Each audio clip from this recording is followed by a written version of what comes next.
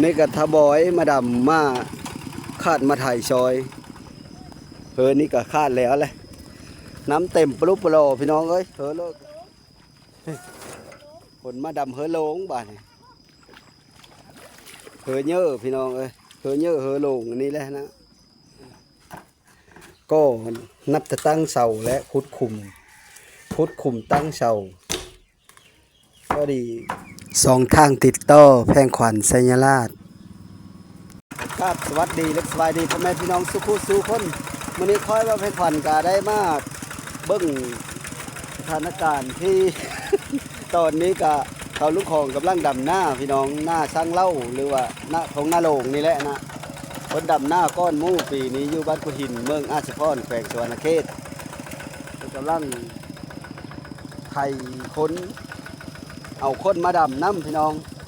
คนกระลายได้มือนี้ได้ไปเบิ้งบรรยากาศนั่นกันว่ามันที่นี่จะคนมาดำมือนี้นะนี่ก็ทบอยมาดำมาคาดมาถ่ายซอยน้อยเน็กน้ำนี้ฝนกระดำเอาหมดเฮ้ยจักแม่จักแล้วมือนี้พี่น้องเพื่อที่เอาแถวโน่นนี่ก้อนเพราะว่ามันมีน้ำอยู่แถวโน่นนี่นะขั้นเฮาบ่ดำไว้กะแถวโน่นน้ำสีแห้งก้อนพูดน้อยก็เลงจำเลย อยู่แถวแคมเฮิร์นค่อยนี่แหละพี่น้องแต่ว่าค่อยละบ่ได้ดำน้ำดอกเพราะว่าค่อยสิไปมางแบบอันเท่ข้านกำแพงเขานะยังบ่แล้วเฮาไปเบิ่งบรรยากาศเขา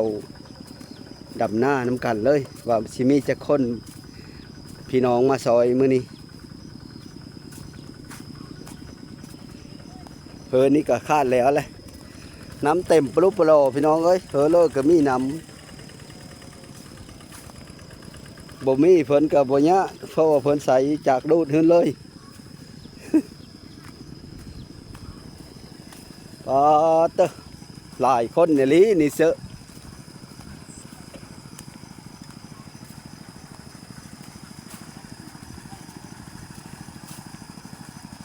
เชื่อเพิ่นนี่เพิ่นได้ดูดเชื่อว่านี่เพิ่นมีน้ำนี่เพิ่นบ่ทันได้ถ่ายฮุดช้ำเนาะกินข้าวเช้าแล้วบ่มื้อนี้ยังท่านได้ปั้นยังเจ้าภาพยังท่านได้กินปั้นข้าวเช้าช้ำป้าตะนี่ก็คาดแล้วเลยบักใหญ่โลงพี่น้องเอ้ย คักอะไรโตแล้วนึงแล้วนี่เชอะไว้ลีดูพื้นตะลงดูพื้นตะลงเชอะนี่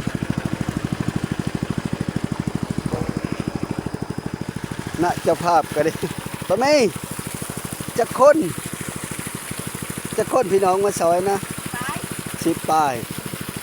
3 4 5 6 7 8 9 10 11 12 13 14 15ทั้งบ่อยเนาะ15ทั้งผู้ไทยผู้คาดว่าเตอไว้เลยดำแล้วได้บ้านกุฎหินเมืองอาชพรแขวงสวรรณเขตพี่น้องไอ้ดำหน้าแล้วดำลงก้อน เนื่องจากเมื่อวานนี่ก็เพิ่นโลกาเมื่อนี้ก็ดำบรรยากาศอยู่หน้าช่างเล่าทงหน้าโลงพี่น้องแคมบ้านนี่แหละเล่าเคยลงก้อนมู่แต่ละปีเคยดำตะโหปีเขาจะเกี่ยวพร้อมกันนั่นแหละบางเธอก็เล่าเกี่ยวก้อน ฮะเกี่ยวก้อนบ่แม่นเลยเล่าดำก้อนกับเกี่ยวก้อนเนาะ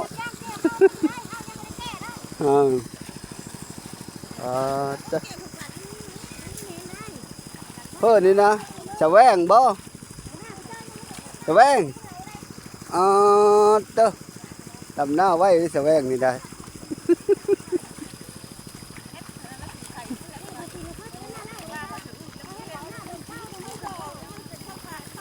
เทาะกระดำเป็นบ่เทาะ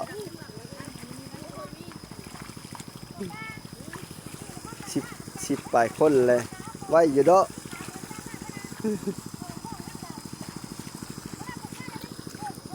พิ่นก็ยังไม่ทันได้ดำว่าเจออัน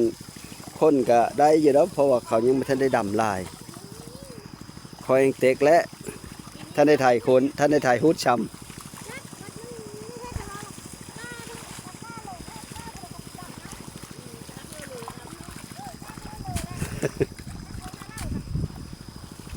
แ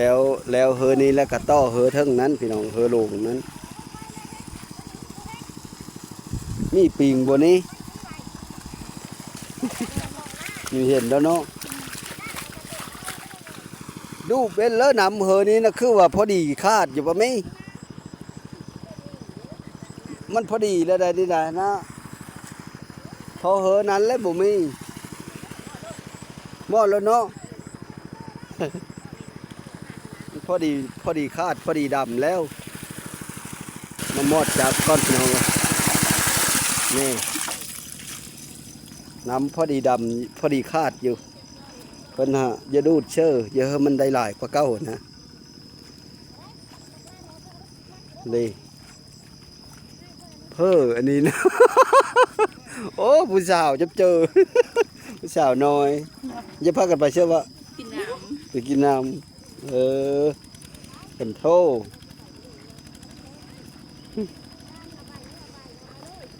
น้ำเย็นบ่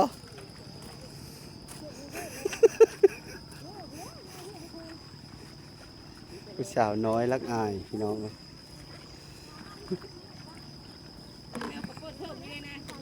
แดดอลีแดดขี้ฝนบ่ฝนจะตกบ่ตกแต่ขึ้นว่านนี่พี่น้องฝนตกแห้งขึ้นว่านแล้วก็น้ำก็ได้เต็มมาทิพนี้แล้วก็แต่ว่าเฮือนี้ขั้นมันต่ำมีอยู่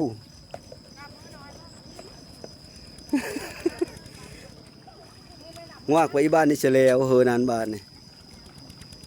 แล้วก็มาเชื่อเฮือลงนี่แหละบ้านลก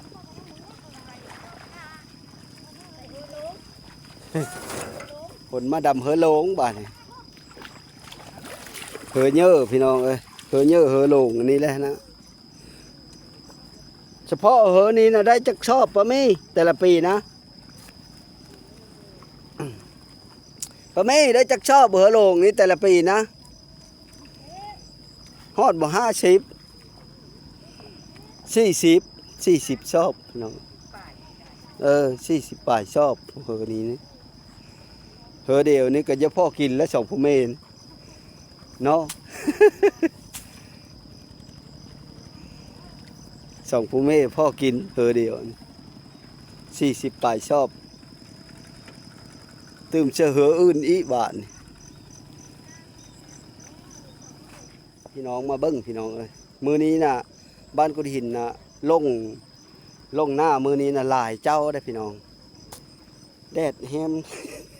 อัน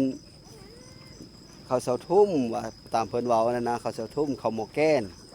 แล้วก็เขาย้ายโอนนี้ก็ลงหลายเจ้าแล้วมื้อนี้นะพี่น้องปล่อยงูปล่อยควายบ่ได้เลยมีแต่เหลงและบาทนี่จนฮอดเดิน12พุ่นแล้วจังได๋ปล่อยอีบ้านกุฎหินเมืองอาจจะพรแขวงสวรรณเขตพี่น้องค่อยก็ขอส่งกำลังใจไปเสื้ออันพี่น้องที่ติดอยู่ในถ้ำนั่นแหละก็ขอให้ปลอดภัยสุขูสุคนแล้วก็ขอเอาใจโซยแล้วก็เป็นกำลังใจให้ทีมงานของอันไอปอนหรือว่ายูทูบเบอร์ไทยที่มาโซยแล้วก็อาสาสมัครที่มาทุกที่ทุกทางพี่น้องมาซอย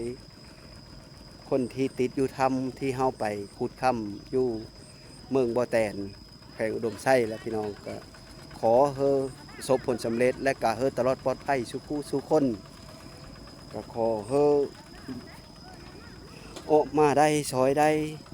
แล้วก็ให้ปลอดภัยสุขคนเด้อคอยก็ที่อัปเดตให้พี่น้องเบิ่งอันตามภาษาบ้านเฮานี่แหละคอยกับมันอยู่ไกลคนละแขวงพี่น้องแขวงคอยพายุสวรรณเขตอันนั้นพายุเมืองบ่อแตนพุ้นมันอยู่คนละที่เลยนะคันว่าเสื้อไปก็ไปบ่ฮอดคอยเพราะว่าบ่มีรถมีร่างคันว่าเสื้อเฮาอันขี่รถโดยสารไปมันจะมีคือพี่น้องไปบ่ได้มีงบ ค่อยกับพ่อจะเป็นกำลังใจเฮ้อนั่นแหละพี่น้องเป็นกำลังใจเฮ้อทุกคนพี่น้องเล่าวไทยเฮาซอยกันกระสมเป็นบ้านผีเมืองน้องอลีสงเงิน13หมู่ป้าติดอยู่อันทำผ่านั่งนอนน่ะก็คนเล่าวเฮาก็ได้ไปซอยพี่น้องตอนนี้ก็อันมาฮอดเล่าวเลยบาดนี้เล่าวเฮาผัด7ชายบาดนี้เฮาไปติดอยู่ทำนะตั้งแต่นั้นมาก็ได้7มื้อแล้ว6มื้อ7มื้อและการค้นหาของมันผู้สูญหายนั่นก็ขอให้เพิ่นตลอดปลอดภัยขอให้มีปาฏิหาริย์พี่น้องแล้วก็ขอให้บุญรักษาเทวดาคุ้มครองสิ่งศักดิ์สิทธิ์ทั้งหลายให้คุ้มครองพวกพี่น้องที่เฮาไปติดถ้ำนั้นก็ขอให้ตลอดปลอดภัยสุขุสุขคนบ้านนี้ค่อยก็สิพาทุกคนไปเบิ่งกันเพิ่นดำนาน้ำกันอีเพิ่นหนขึ้นมาดำเฮือเทิงนี่แหละพี่น้องบ้านนี้ไปเบิ่งกันเลยนะดำนี่แหละบ้านนี้ลงมาดำเฮือนี้พี่น้องดำเฮือแถวโน้นนี้เพิ่นคาดไว้หลายได้มื้อนี้นะเขาลุงของเพิ่นคาดไว้หลายเพราะว่าเฮือมันแหลวแถวโน้นนี่เพราะว่ามันสีน้ำแห้งปะนะพี่น้องถ้าว่าเฮาบ่ดำแถวโน้นนี่ก็น้ำมันก็แห้งโลกาก็ได้หลายเลยจ้างเขาว่านี้มัดหนึ่ง3,000 กีบ3,000 กีบก็ไหลเป็นเงินบาทกะ10 บาทกะโต6,000พี่น้องมัดหนึ่ง5 บาทมัดหนึ่ง5 บาทพี่น้อง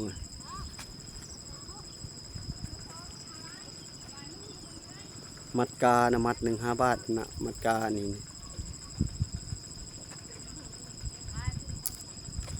แพงบุรุษสับพี่น้องบ้านค่อยน่ะว่าถือเป็นธรรมดาจำนี่บ่แพง10 บาทแหละ6,500คันว่าแล้วก็ดิหากเขาบ่ไล่6,500เขาไล่แต่6,000ละ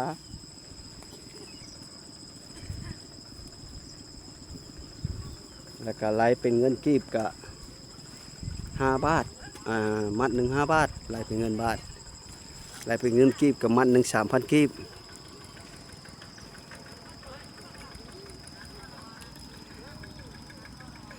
เฮ้พี่น้องเบิ้งซ้ำนี้แล้วค่อยก็สิได้ไปมางอันนั้นก็ไปมางแบบพี่น้อง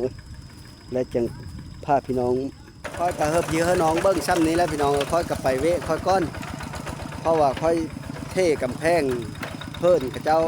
ยั่งบ่แล้วนะเท่แล้วแต่ว่าสิไปมางแบบมันมื้อนี้นะเฮ้สำเร็จเสร็จสิ้นมื้อนี้แล้วอันเวะงานค่อยทีค่อยฮับเฮ็ดนะพอดีได้7 มื้อพี่น้อง7 มื้อพอดีแล้วไปเบิ้งน้ำกันเลยพี่น้องแล้วก็มางกับแห้งแล้วก็ค่อยก็สิได้มาเฮ็ดอยู่เฮ็ดกินซอยเขาป้าเขาลุงนี้เบิ้งน้ำกันเลยก็เฮาโหเฮิรนค่อยละติดเฮิรนค่อยติดตรงหน้าเลยแต่ว่ามีแม่นหน้าเจ้าของหน้าป้าหน้าลุงสบายดีได้ปะสบายดี หลังจากเฮาไปเบิ้งพี่เบิ้งน้องดำให้ดำหน้ากับบ้านนี้ก็ค่อยสิพาพี่น้องมาเบิ้งมันพากันมามางแบบพี่น้องมามางแบบมันเท่ข้านเฮ็ดกำแพงเฮ้อบ่อนหน้างานค่อยกับลูกไส้ฮับเมาเฮ็ดกำแพงแล้วพี่น้องนั่นนี้แล้วนะเป็นเสื้อแก้วตามเทิงมันก็ดี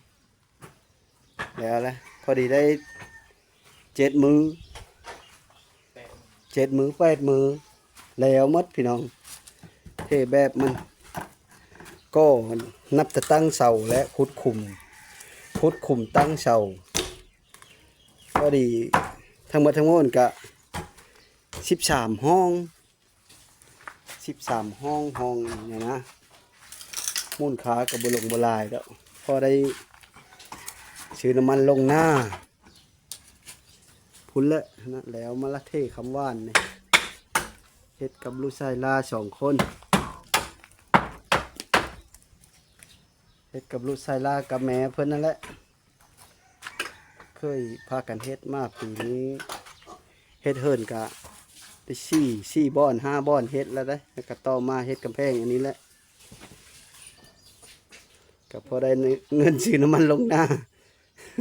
พี่เหรอถือมือเจ้าของเลยเบิ่งได้ไปบ่ายแก้วได้เวลาแก้วบาดได้เพิ่นเฮาเชื่อแก้วนี่นะบ่อินเฮาเชื่อแก้วกันขโมยคันว่าเชื่อมีการขโมยก็ดิกน้อยแล้วเขาสิปีนดินเนาะ อีกน้อยขึ้นนี่แหละ กันดิกน้อยหึ้น ก็เลยแนวมีเห็นกับมือซุนลูกแล้วเนี่ยกันจะดอก ยันเขามาดินเขาปีน คนไทยเกินมีผู้ชายแล้ว คักแล้วเรียบร้อย100%สำเร็จมื้อนี้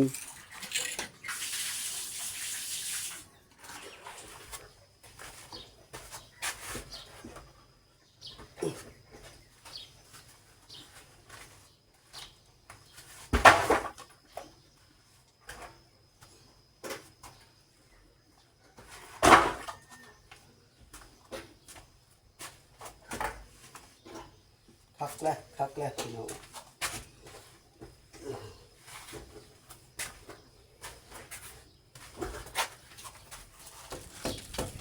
เก่งคักนี่น้องแล้วเนาะเก่งลิดเลยแต่ว่าแถวนี้เพิ่นมีเขาได้เชื่อแก้วนะมันไม่ได้เชื่อแก้วก็ถือว่าคักไปมุนเพราะว่าเพิ่นยังสิเชื่ออันนั้นอยู่นี่เชื่ออันสิมุ่งเอ็นหลังลงมานี่พอได้บ่อนหลังโทยว่าแล้วเพิ่นตามแผนการเจ้าของเพิ่นเจ้าของหานนั่งลิ้นนี่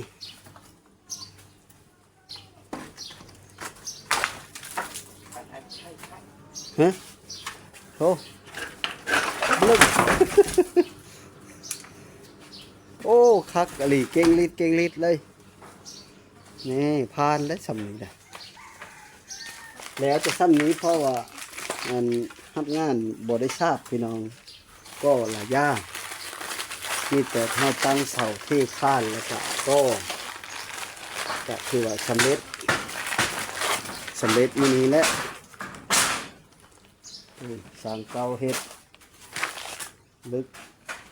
เป็นอะไรออกมางามบ่นี้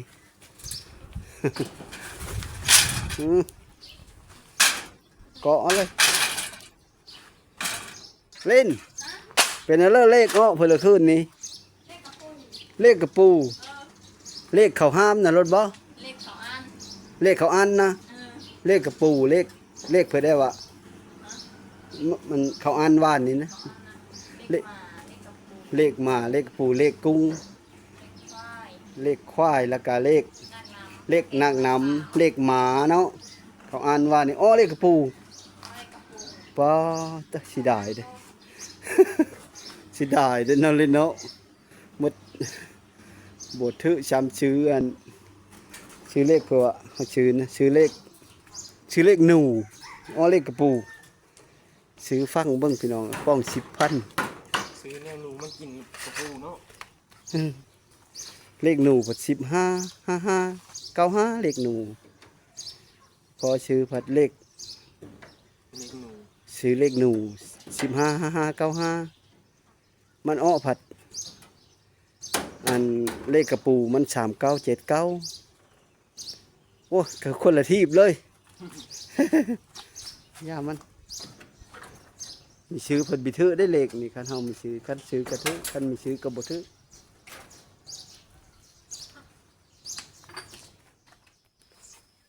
มางแล้วมาแล้วทางเนาะกับพี่น้องงามอยู่บ่นี้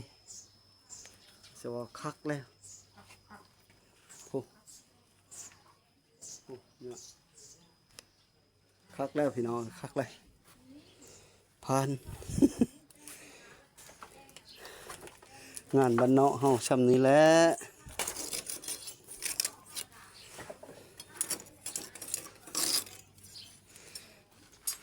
งานบริษัทพี่น้องก็ระยะถือว่าแล้วและบ้านนี้ก็ดีก็กำแพง8 มือจะได้แล้ว13 ห้องเพราะว่าเฮ็ด2 ด้านนะเฮ็ด2 ด้านนึ่งขากำลงบลายพอได้ซื้อน้ำมันเฮ็ดให้เฮ็ดหน้า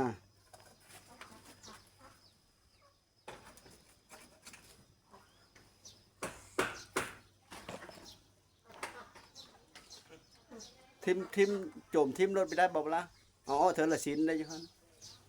บ่เนาะมันอีพอเตาะติดกันอย่างนั้นโจมทิมมาฟ้านี้แล้วเพราะว่าเป็นไม้ฟ้านี้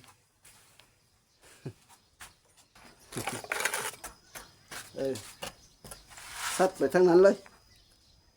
อย่าเฮินแก้วถึกมือเด้ซัดไปเลยย่อย แม่ ถือไอ้ประเดะถือว่านโหวิทย์ไข่แต่มันบ่เตะ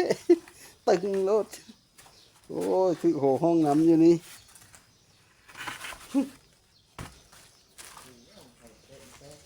ไข่จะให้ประเดะบ่เตะ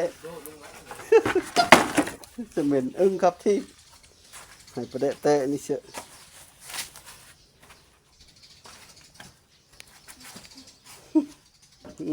นะลงมาบ้านนี่ทิมออกมานี่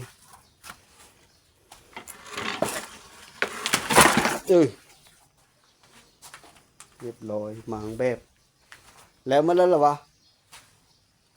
นี่จะเขาทอดเอาเหล็กนี่เอาอะไร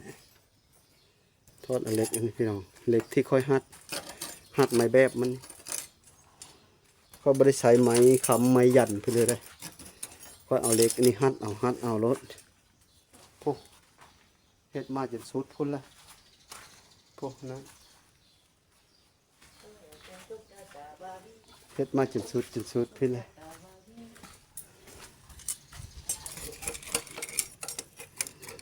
เหล็กหัดเอาบริใช้ไม้ค้ำบริใช้ไม้อันนั้น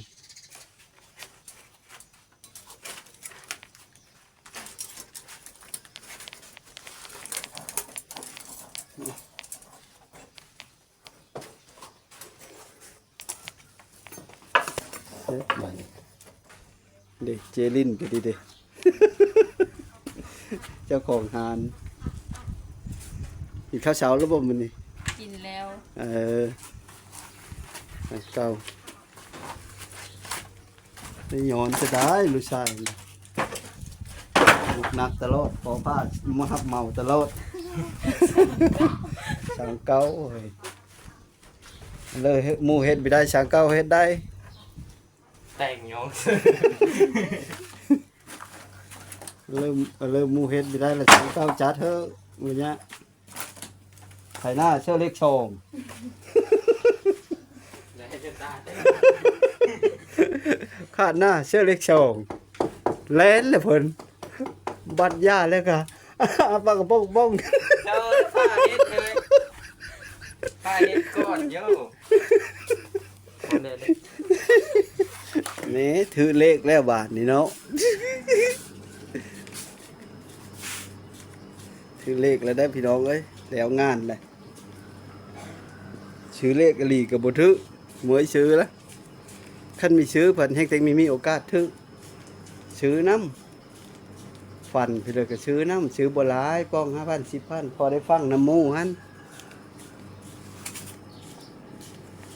ซื้อหลายก็คาดเงินซื้อแป้งโน่แล้วบ่